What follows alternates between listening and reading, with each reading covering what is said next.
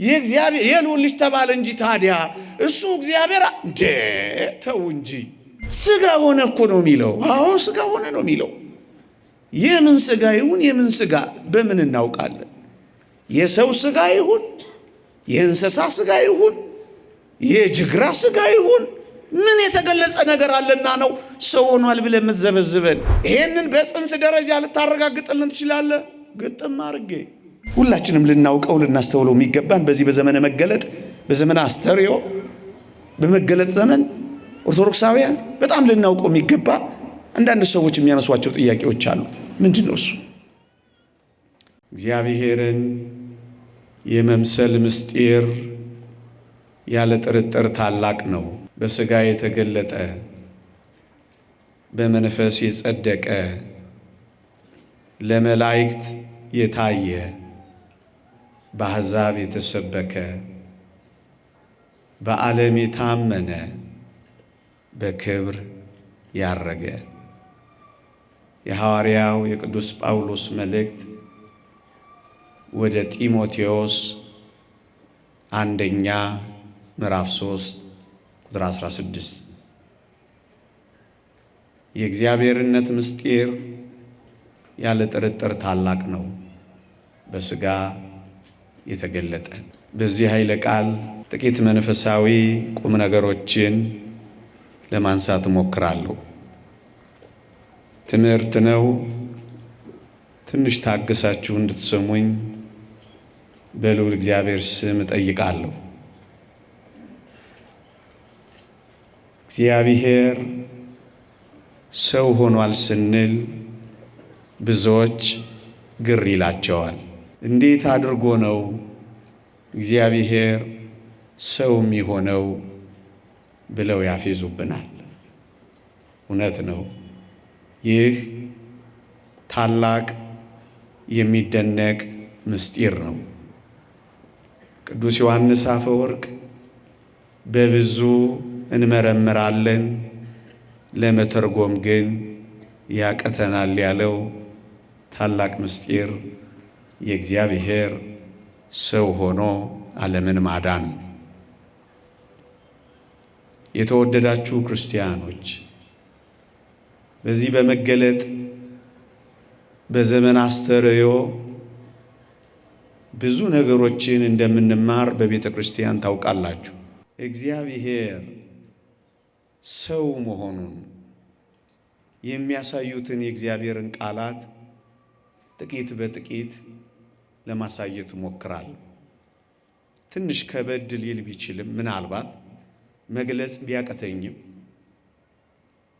የበለጠ እንድታሰፉት የበለጠ በሰንበት ትምህርት ቤቶች እንድትማሩት በሰንበት ትምህርት ቤት የተልእኮ ትምህርት ማኑዋሎችን ተመልክታችሁ ዕውቀታችሁ እንድታሳድጉ ሃይማኖታችሁ እንድታደላድሉ ያመነውን በእውቀት ተደግፈን እንድንኖርበት አደራ ከማለት ጋር የሊቃውንት አምላክ እንዲያስተምረን እየተማጸንኩ ትምህርቴን ጀምራለሁ። አዎ ራሱ በቀጥታ ያዳነን የፈጠረን እግዚአብሔር ሲፈጥረን ራሱ በቀጥታ ነው የፈጠረን። ስለዚህ ሲያድነንም በተዘዋዋሪ መንገድ ሊያድነን አልወደደም። እግዚአብሔር ራሱ በቀጥታ ሊያድነን ነው የወደደው። ምዕመናን እንደምታውቁት የላይኛው ፍርድ ቤት የፈረደውን ፍርድ የስረኛው ፍርድ ቤት ሊያነሳው እንደማይችል የታወቀ ነው።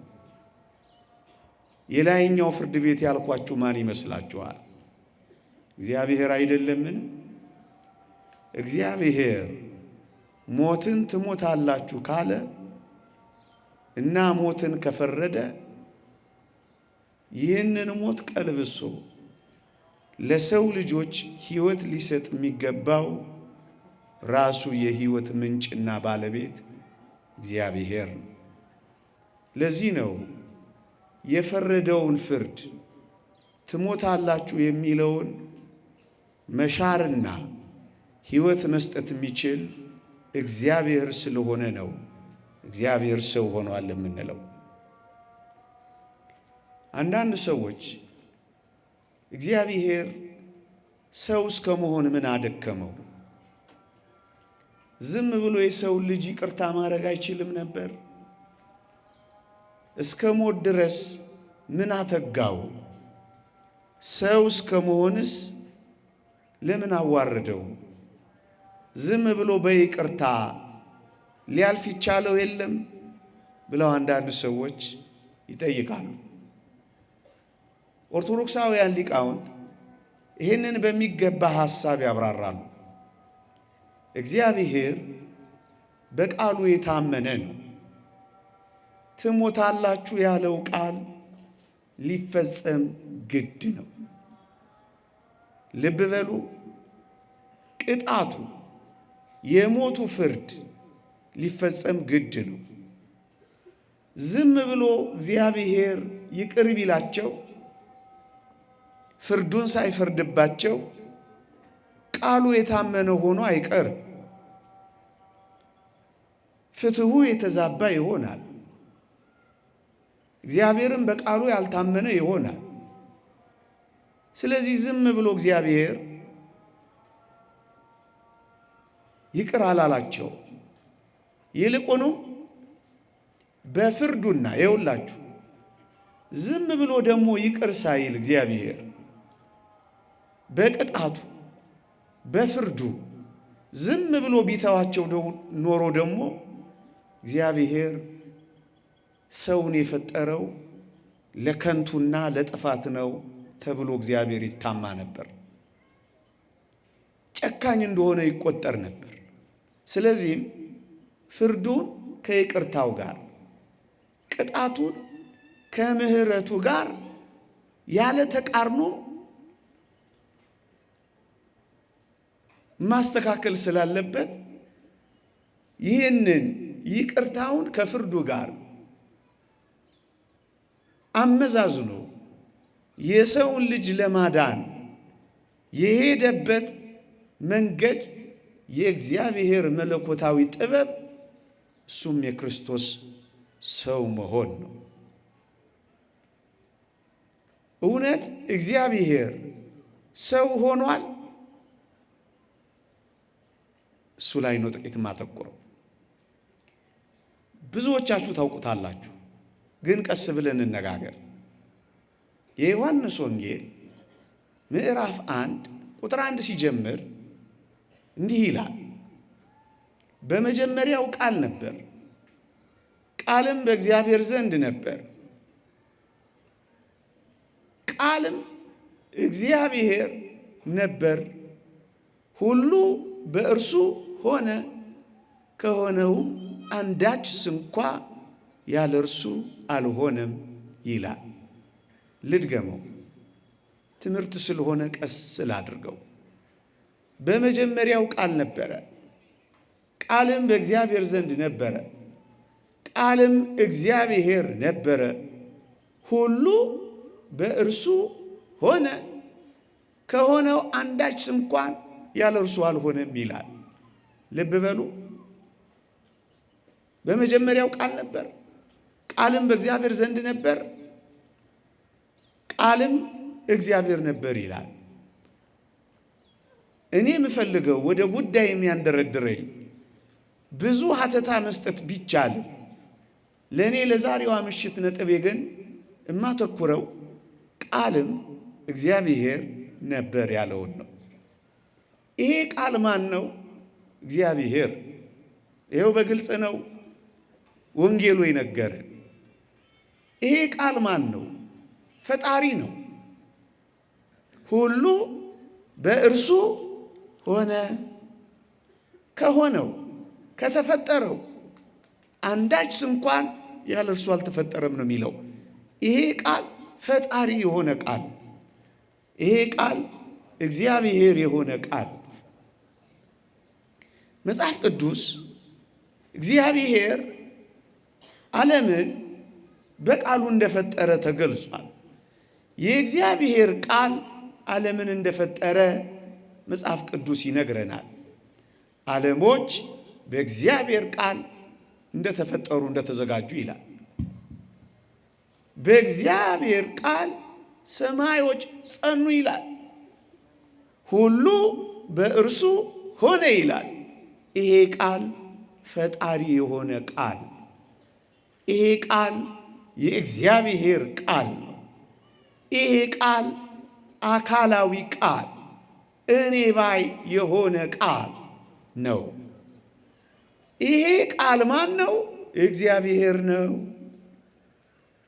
እችን ያዙና የዮሐንስ ወንጌል ምዕራፍ 1 ቁጥር 14 ላይ ቅዱስ ዮሐንስ ትምህርቱን ይቀጥላል።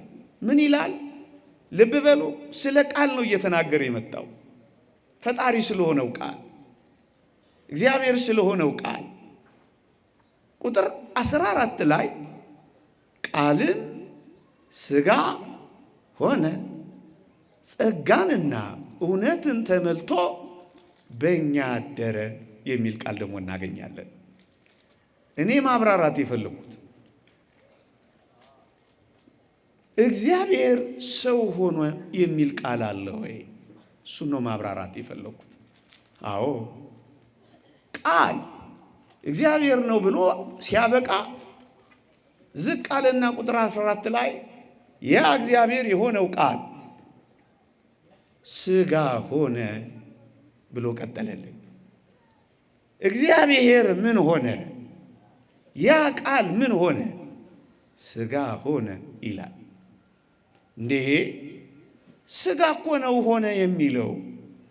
አንተ እያልክና እያወራ ያለኸው ደግሞ ሰው ሆነ ብዬ ለማብራራት ነው መሞክረው እያልከን ነው። ሥጋና ሰው አንድ ነው። ሁለተኛው ማብራራት የምፈልገው ነጥብ ይሄንን ነው።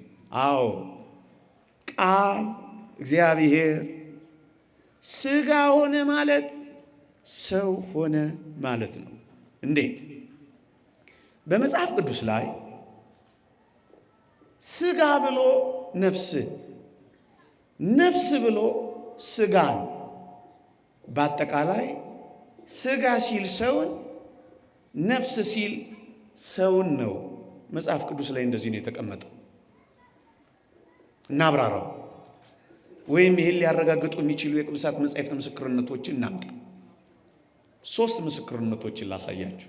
አንደኛ መዝሙር 64 ከቁጥር 1 ጀምሮ እንዲህ ይላል፣ ሥጋ ሁሉ ጸሎትን ወደምትሰማ ወደ አንተ ይቀርባል ይላል። ደግሞ አለሁ ሥጋ ሁሉ ጸሎትን ወደምትሰማ ወደ አንተ ይቀርባል ይላል። የተወደዳችሁ ክርስቲያኖች እንደምታውቁት በድን ሥጋ ለጸሎት ወደ እግዚአብሔር እንደማይመጣ የታወቀ ነው።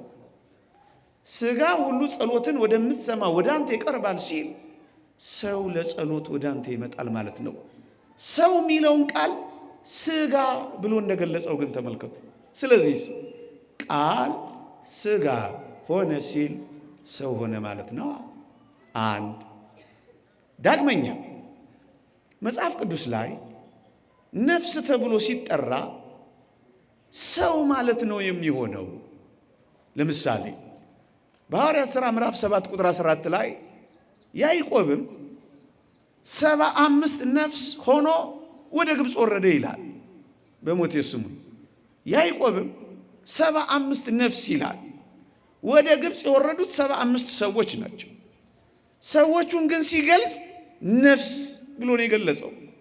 ለዚህ ነው በመግቢያዬ ሥጋ ብሎ ሰውን፣ ነፍስ ብሎ ሰውን፣ ሥጋ ብሎ ነፍስን፣ ነፍስም ብሎ ሥጋን ይጠራል ያልኳችሁ ለዚህ ነው።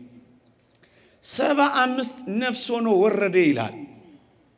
75 ሰው ወርዶ ሳለ ስለዚህ ሰው ብሎ የገለጸው ነፍስ በሚል አገላለጽ። ስለዚህ ቃልም ሥጋ ሆነ የሚለው ቃል ያ እግዚአብሔር የሆነው ቃል፣ ፈጣሪ የሆነው ቃል፣ ዓለምን የፈጠረ ቃል ሰው ሆነ ማለት ነው። ሦስተኛ ምስክርነት ኦሪት ዘጸአት ኢትቅትል ነፍስ ይላል። ነፍስን አታጥፋ፣ ነፍስን አትግደል ይላል። ወዳጆቼ ነፍስ እኮ ሟች አይደለች። ነፍስን አታጥፋ ማለት ግን ሰውን አትግደል ማለት ነው። ነፍስ ሟች አይደለችም። ነፍስን አትግደል ማለት ግን ሰውን አትግደል ማለት ነው። ስለዚህ መጽሐፍ ቅዱስ ላይ ሰውን ሲጠቅስ ሥጋ፣ ሰውን ሲጠቅስ ነፍስ ነው የሚለው። ስለዚህ ቃልም ሥጋ ሆነ ሲል ሰው ሆነ ማለት ነው።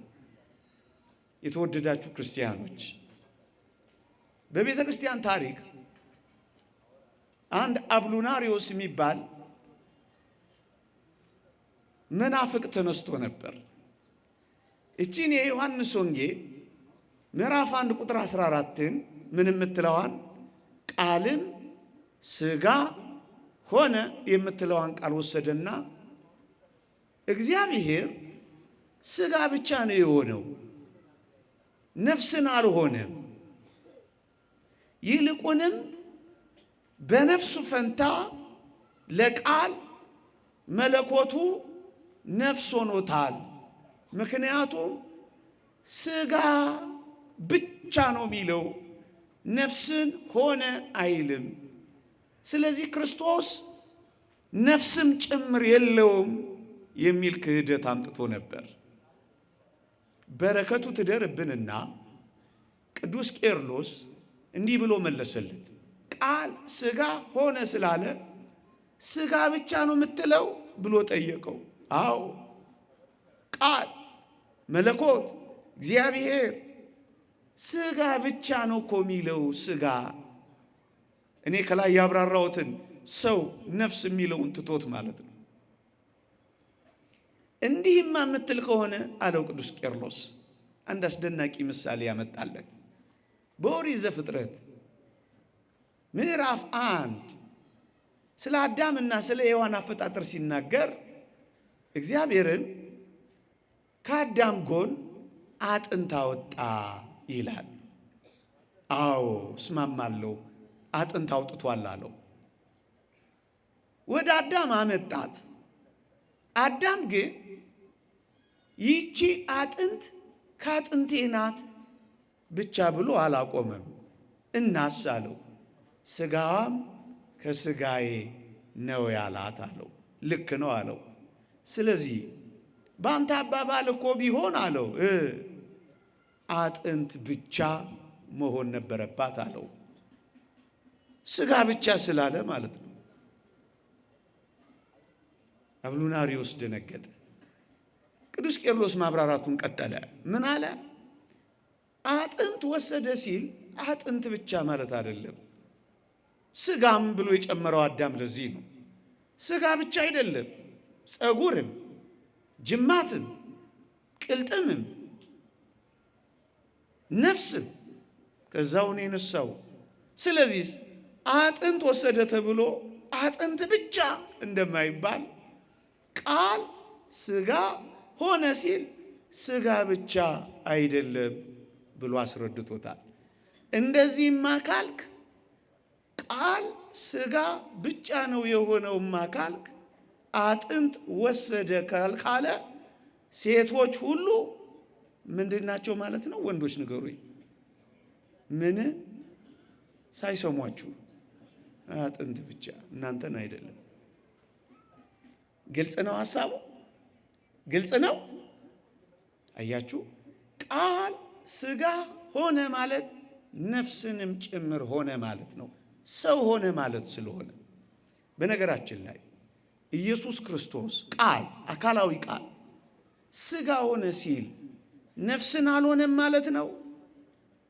አብሉናሪዮስ የተባለው ሰው እንደተናገረው ክርስቶስ ነፍስ የለውም ማለት ነው።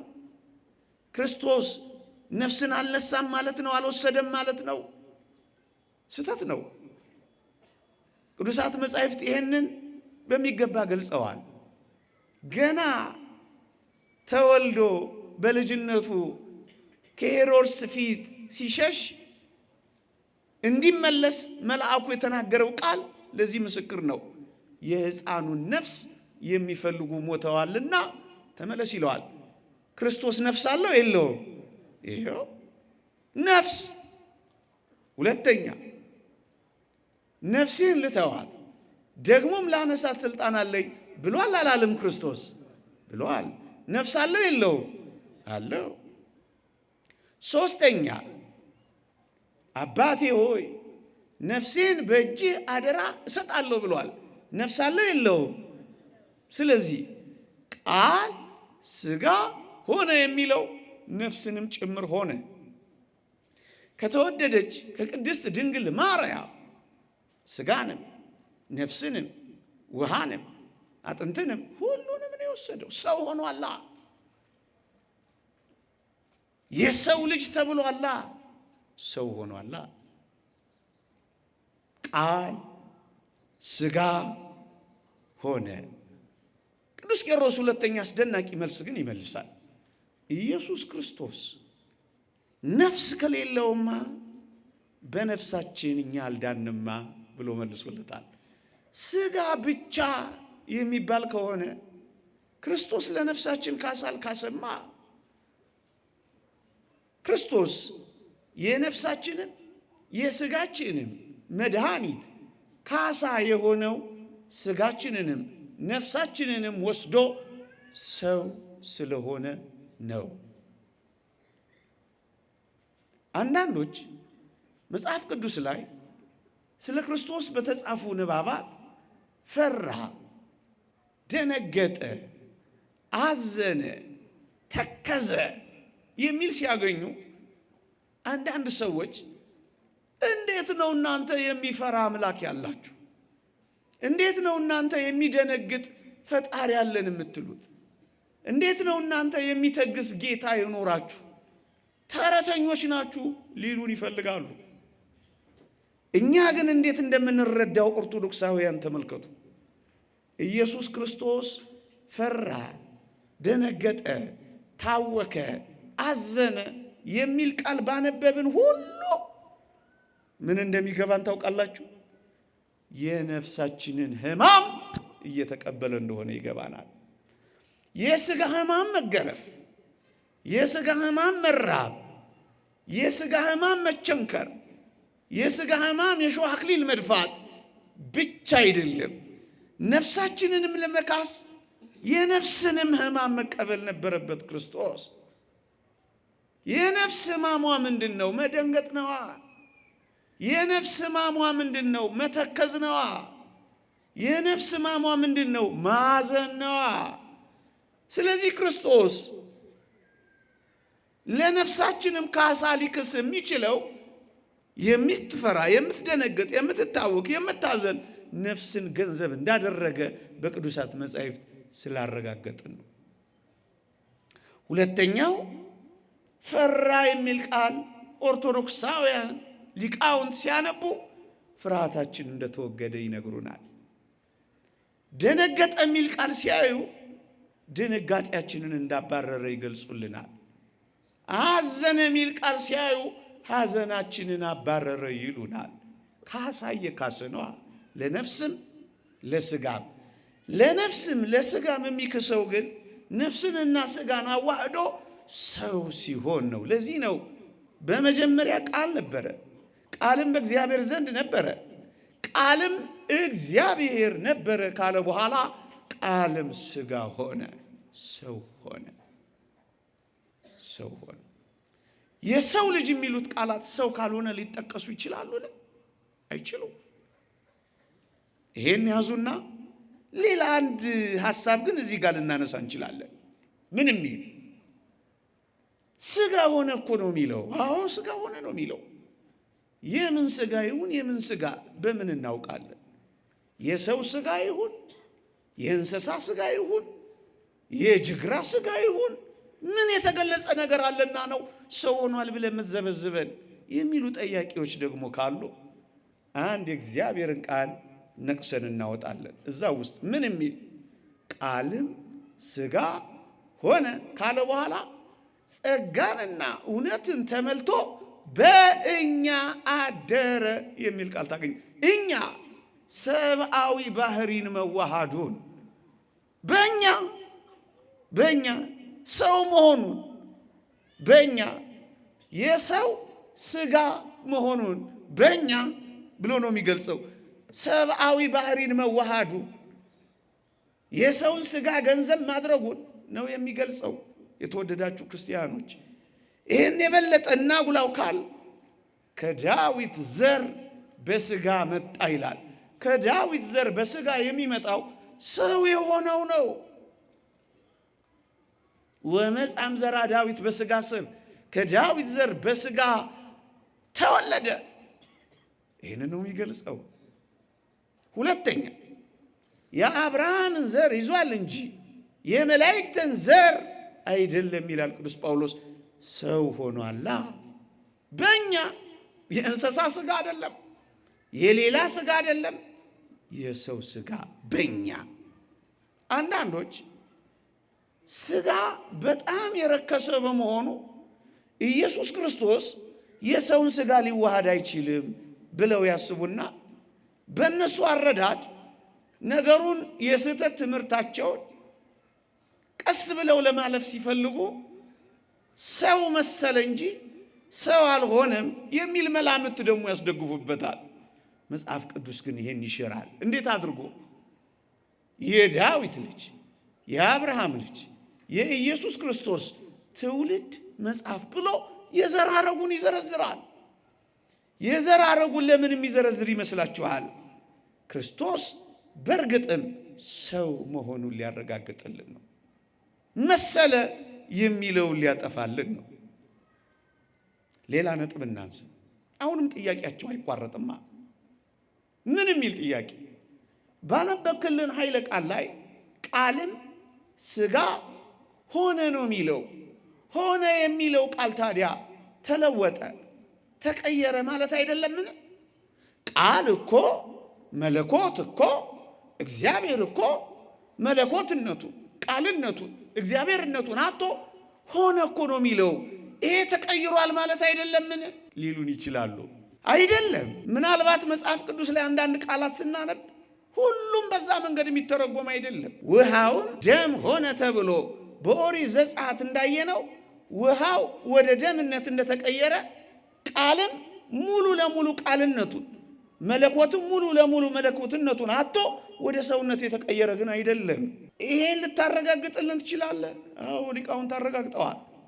አንደኛ እግዚአብሔር ባህሪውን እንደማይለውጥ ነግሮናል። ምን ብሎ? እኔ እግዚአብሔር አልለወጥም ብሎ ነው። ትንቢተ ሚልክያስ ምዕራፍ 2 ቁጥር 10 እግዚአብሔር አይለወጥም።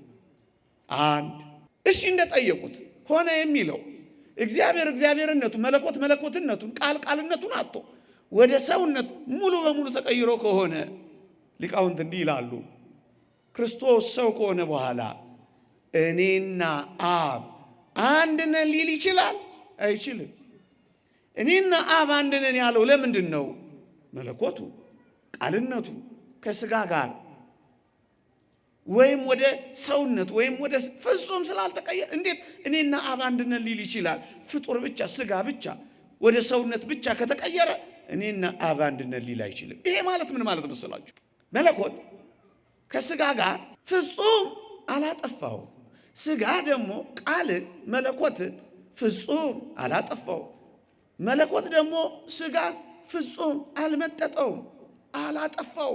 ሰውነትን እስከ መጨረሻው አይተነዋል። ሲቆስል በሱ ቁስል እኛ ተፈወስን። እስከ መጨረሻው ሲበላ ሲጠጣ አይተነዋል። እስከ መጨረሻው የሰው ልጅ ሲባል አይተነዋል። አልጠፋም ሰውነትም። መለኮትም ቃልም እስከ መጨረሻው ደግሞ አልጠፋም። በምን ማረጋገጥ ትችላላችሁ?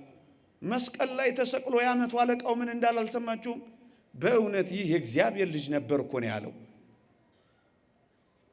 መለኮት ከቃል ጋር መለኮት ከሥጋ ጋር ቃል ከሥጋ ጋር ፍጹም ተዋህዶ ካላዳነን በቀር በእርሱ ቁስል እንዴት ተፈወስን ልል እንችላለን? የፍጡር ቁስል ብቻ የሚፈውስ ይመስላችኋል? ይዘገንናል እንጂ። አያችሁ፣ እስከ መጨረሻው ሳይለያዩ ጊዜያዊ አይደለም፣ እስከ መጨረሻው። ስለዚህ ሆነ የሚለው ቃል ተለወጠ ማለት አይደለም። እንደውም ሊቃውንት አንድ አስደናቂ ነገር ያብራራሉ። ዝቅ ብሎ መጽሐፍ ቅዱስን ከላይ አንብበነው ብቻ አንቶ ከስርም ብቻ ተመልክተን አንጥለው ሙሉን አንብበን እንረዳዋለን እንጂ እንዴት ቃልም ሥጋ ሆነ ጸጋንና እውነትን ተመልቶ በእኛ አደረ የምትለው ቃል ይኸውላችሁ ተለወጠ እንዳንል አደረ። እንደ ካቶሊካውያን አስተምህሮ ደግሞ አደረ እንዳንል ሆነ። እንደ አለቃና እንደ ጠበቃ ተዋህዶን የሚገልጹ ቃላት ናቸው ይላሉ ሊቃውንት። ቤተ ክርስቲያን የአብ ልጅ ቃል በማርያም ልጅ ውስጥ አደረ አትልም። ሆነ የሚለውን ቃል ይዛ ደግሞ ተለወጠ አትልም፣ ተቀየረ አትልም። ሁለተኛው ሐሳባችን ሆነና አደረ። እንደ አለቃና እንደ ጠበቃ አንዱ አንዱን የሚደግፍ ነው። ተለወጠ እንዳንል አደረ እንዳንል ሆነ። ይሄ ምንን ያስገነዝባል? ተገናዝቦ ኮሚኒኬሽን ኦፍ አትሪቢዩትስ መገናዘብ። የቃል ገንዘብ ለሥጋ የሥጋ ገንዘብ ለቃል ይላሉ። እንቲያሁ ለቃል ኮነ ለሥጋ ወእንቲያሁ ለሥጋ ኮነ ለቃል ይላሉ። መለኮት መለኮትነቱን ሳይለቅ የሥጋን ገንዘብ አደረገ። ሥጋ ሥጋነቱን ሳይለቅ የመለኮትን ገንዘብ አደረገ። ሌላ ሶስተኛ ጥያቄ አንዳንድ ሰዎች ሊያነሱ ይችላሉ። ምን የሚል እናንተ ኦርቶዶክሳውያን እግዚአብሔር ሰው ሆኗል ብላችሁ ስትናገሩ አታፍሩ? እግዚአብሔርን እኮ አውርዶ ሰው ማድረግ እኮ የእግዚአብሔርን ባህሪ እኮ ዝቅ ማድረግ ነው። እንዴት ነው እግዚአብሔርን በባህሪው ሰው አድርጋችሁ ዝቅ የምታደርጉት? ይሄ እኮ እግዚአብሔርን እንደ ማጉደፉ ይቆጠራል ብለው የሚያስቡ ሰዎች እንዳሉ እናውቃለን። ሐሳባቸውን ነው እኔ እያነሳው ጥቂት ጠቆም እያደረኩም አልፎ ሊቃውንት በዚህም ላይ አስደናቂ ምስክርነት ሰጥተዋል። ወገኖቼ ምሳሌ ያነሳሉ። እስኪ ፀሐይን ተመልከቷት ይላል። ፀሐይ በአንድ ቦታ ቆማ ሳትናወጥ ሳትለወጥ ቦታዋንም ሳትልቅ በጨረሯ ወደ ምድር ትመጣለች። ደህናውን ቦታ ወይም የተበላሸውን ቦታ፣ ንጹሑን ቦታ ወይም ቆሻሻውን ቦታ ፀሐይ በጨረሯ ታበራለች ወይም ታርፍበታለች። እና ሊቃውንት ይጠይቃሉ፣ ፀሐይ ልክ እንደዚህ ሆና ቆሻሻው ላይ ስላረፈች ወይንም ደግሞ ደህና ቦታው ላይ ስላረፈች ፀሐይን ምን ያረጋታል እንዴ ይላሉ። ፀሐይ አታድፍም፣ እውነት ሐሰት፣ እውነት። ፀሐይ አትቆሽሽም፣ እውነት ሐሰት፣ እውነት።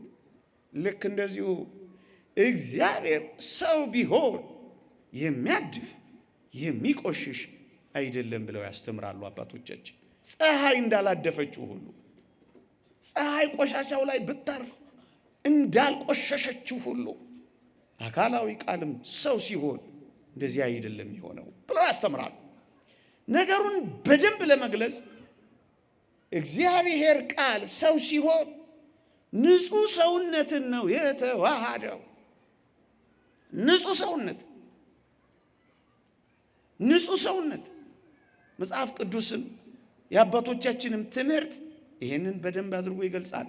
ንጹሕ ሰውነትን የተዋሃደው ንጽህናሽን ባወቀ ጊዜ ስሙ ገብርኤል የተባለ መልአኩ ላከው የሚለው እኮ ለዚህ ነው። ንጽህናዋን ባወቀ ጊዜ ንጹሕ ሰውነትን የተዋሃደው እግዚአብሔር ዓለምን ለማዳን ያንን ያደረገው። ስሩ ቅዱስ ከሆነ ቅርንጫፎቹ ቅዱሳን ናቸው። በኩራቱ ቅዱስ ከሆነ ቡሃው ደግሞ ቅዱስ ነው ይላል ቅዱስ ጳውሎስ ሮሜ መልእክት ምዕራፍ 11 ላይ። ቅዱስ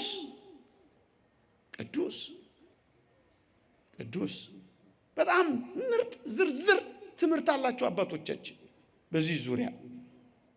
ሁለተኛ ምሳሌው ቀለል ያለ እቤታችሁ ያለው መብራት ቆሻሻ ላይ ቢያርፍ መብራቱ አይቆሽሽም መቼም፣ እውነት ሐሰት እንደሱ ነው። ይሁላችሁ በሰው ሥጋ ስለተገለጠ እግዚአብሔር በባህሪው ዝቅ አለ እንዳንል የሚያደርገን ለምን መሰላችሁ?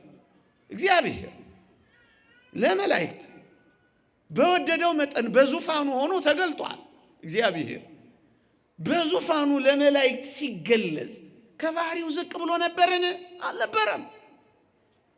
ታዲያ ከዙፋን ሰው አይከብርም? ከምንም ነገር በላይ ሰው አይገንም? እንደውም ሰው በመሆኑ የእግዚአብሔር ምስጋና ጨመረ። ስብሐት ለእግዚአብሔር በሰማያት ወሰላም በምድር ስምረቱ ለሰብ። ሰውና መላእክት በጥልቀት ለማመስገን ቻል። እንደውም የበለጠ የተከበረ ሆነ። እግዚአብሔር ለሙሴ በዕፀ ጳጦስ ላይ ነበልባል ከሐመልማል ሐመልማል ከነበልባል ተዋህዶ ሲያይ ይህ እግዚአብሔር አንዱ መገለጥ ነበረ። እግዚአብሔር በሲና ሐመልማል ለሙሴ ቢገለጥለት ጊዜ የእግዚአብሔር ባህሪው ዝቅ አለ ያለ ማን ነው? የለም። ልክ እንደዚሁ እግዚአብሔር ሰው ሆነ ስንል ባህሪውን ዝቅ ማድረግ አይደለም፣ ማጉደፍም ማቆሸሽም አይደለም። አንዳንድ ሰዎች ሌላም ጥያቄ ይጠይቃሉ። ምን የሚል ጥያቄ? ጥሩ እሺ፣ እግዚአብሔር ሰው ሆነ ስትሉ አታፍሩ? የሰውን ሥጋ ሲዋሃድ እኮ ወሰናችሁት እኮ ማለት ነው። ምሉእ የሆነውን በዓለም የሞላውን ስፉ የሆነውን ሰፊ የሆነውን አካል እግዚአብሔር በጠባብ ደረት ተወሰነ፣ በአጭር ቁመት ተገለጠ እያላችሁ የምትለፈልፉብን ወሰናችሁት ማለት አይደለ ሊሉን የሚከጅሉ ደግሞ አሉ።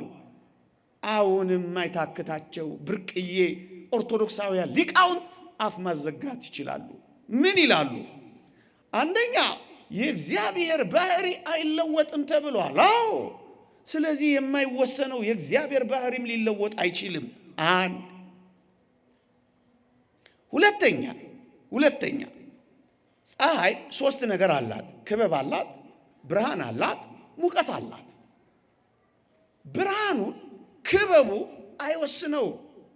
የፀሐይ ብርሃን በክበቡ ተወስኖ የሚቀር አይደለም። ይኸውላችሁ ሰው ሲሆን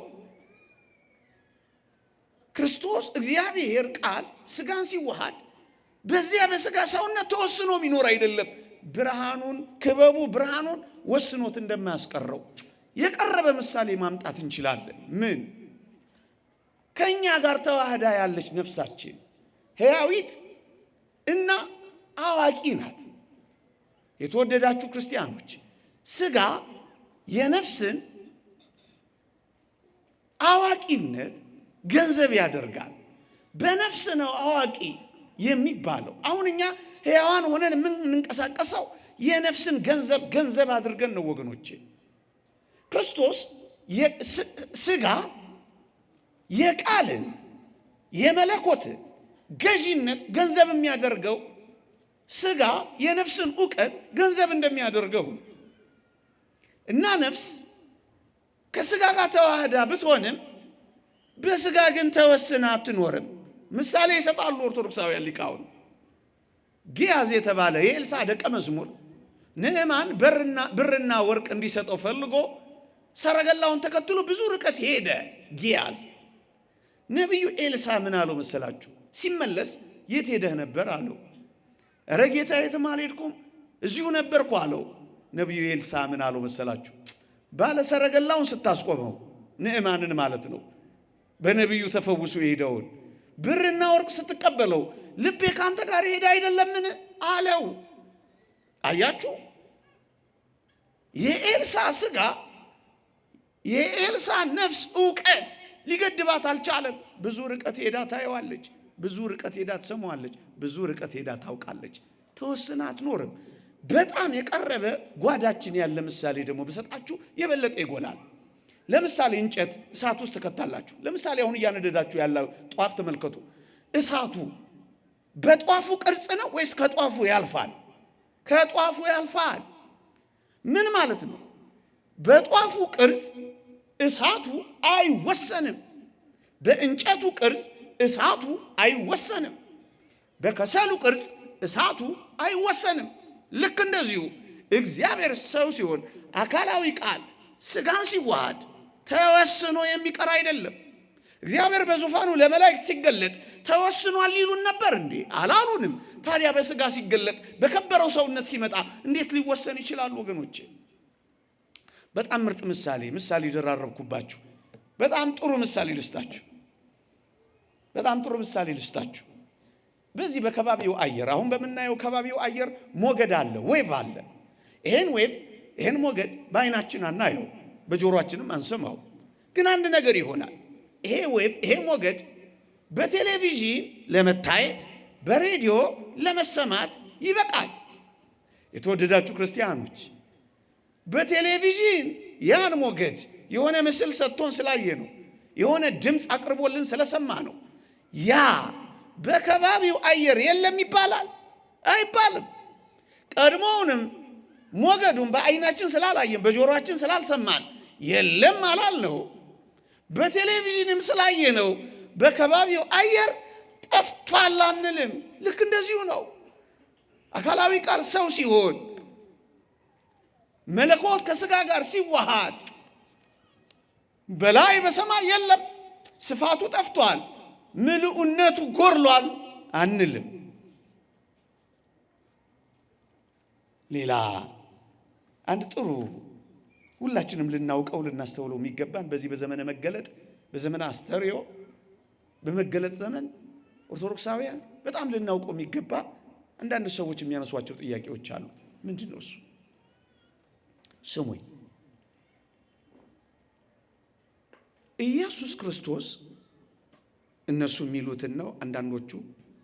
ኢየሱስ ክርስቶስ ከድንግል ማርያም ሲወለድ ሰው ብቻ ነበረ፣ አምላክነት የሌለው ፍጡር ብቻ ነበረ።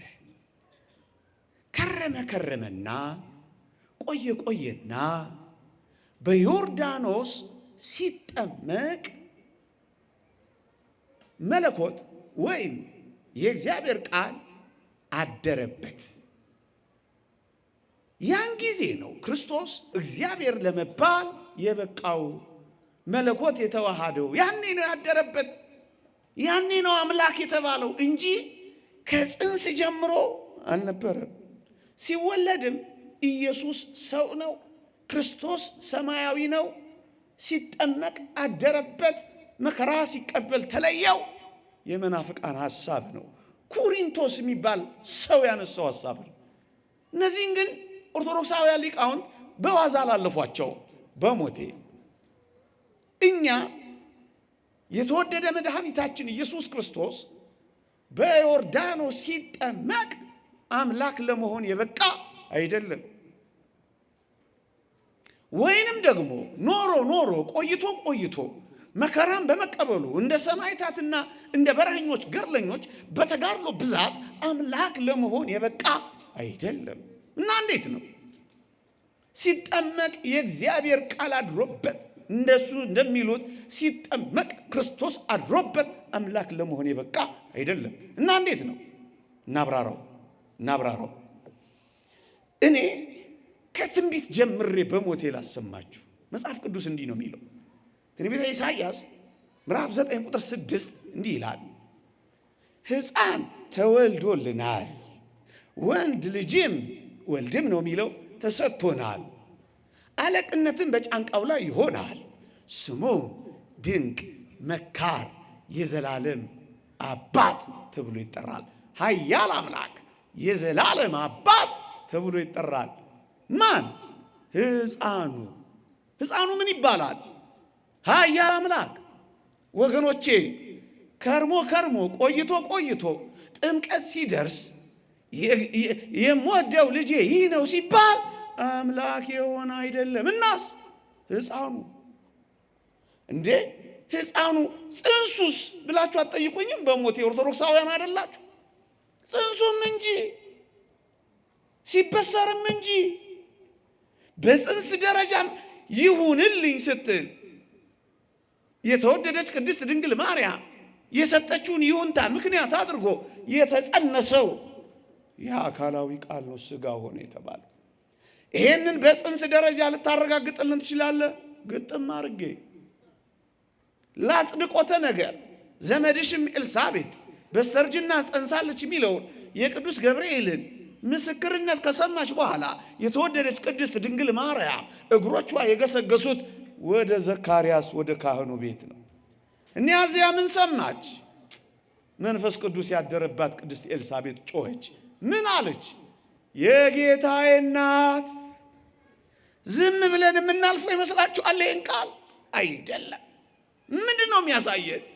የጸነሰችውን የጌታዬ እናት ብላ እንደጠራቻ ታያችሁ። ጌታ የባህሪ ጌታ ነው። ጌታ ጌታዬ የእግር መረገጫ እስካደርግ ድረስ በቀኝ ተቀመጥ። ጌታ ጌታ ወልድ ጌታ የክብርን ጌታ ባልሰቀሉትም ነበር። የባህሪ ጌታ የጌታዬ እናት እማ አምላክ ወላዲተ አምላክ። እንዴ ሰውን ብቻ የወለደች አይደለም የአምላክ እናት ብለን መመስከር የጀመርነው እኮ አምነን ተምረን። የተወደደች ቅድስት ድንግል ማርያምን እመ አምላክ የአምላክ እናት አይደለችም የሚል ሃይማኖት አይደለም። እሺ በጽንስስ አሳየህን፣ ሌላ ልታብራራልን ልጨምርልን የምትችለው ነገር አለ?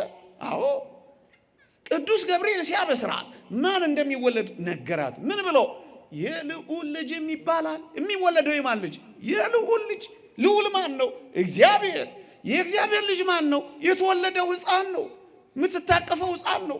የእግዚአብሔር የልዑል ልጅ ተባለ እንጂ ታዲያ እሱ እግዚአብሔር ተው እንጂ።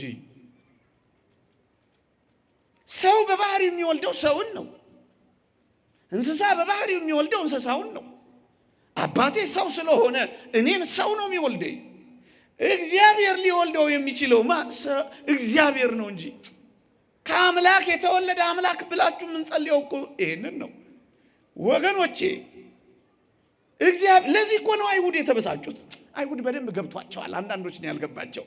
የእግዚአብሔር ልጅ ነኝ ሲላቸው ምን እንደገባቸው ታውቃላችሁ? ዘዮሐንስ ወንጌል ምዕራፍ 5 ላይ እንደተጻፈው ራስን ከእግዚአብሔር ጋር አስተካክለህ እግዚአብሔር አባቴ ነው ስላልክ ነው የምንጣላህ አሉታ። ማስተካከሉ እኮ ነው። ልጅ የሚለው እኮ እሱን ነው የሚያመለክተው ወዳጄ። የልዑል ልጅ ይባላል። እስኪ ልጠይቃችሁ፣ ሰብአ ሰገል በዛች በቤተልሔም ለማን ነው የሰገዱት? ሰግደዋል? አልሰገዱም? ሰግደዋል። ለማን ነው የሰገዱት? ለሕፃኑ አይደል እንዴ? ለሕፃኑ የሰገዱት ምን ቢሆን ነው? አምላክ። አለበለዚያማ ለፍጡር እኮ የአምልኮ ስግደት ሰገዱ ነው የሚለው እኮ። እንደሱማ እንዴት ይሆናል?